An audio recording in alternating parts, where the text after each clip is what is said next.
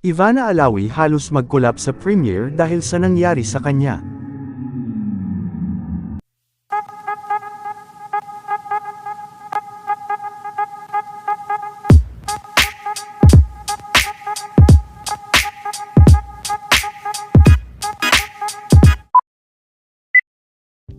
Naganap na nga ngayong araw, ang premiere night ng upcoming movie nila Ivana Alawi na Shake, Rattle and Roll, at sa nasabing premiere, ay pinilit naman ni Ivana Alawi, na dumalo sa kabila ng kanyang masamang pakiramdam, dahil sa pagkaka-food poison umano nito. Spotted din ang video kung saan ay makikita na pinipilit na lang ni Ivana na magstay sa kanilang premiere, kita rin sa mata nito na siya ay nahihirapan.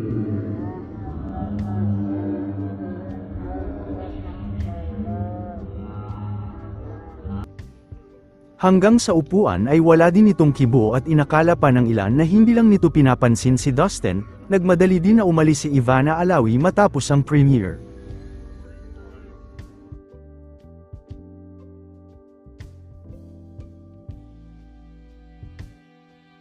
What's your definition of event?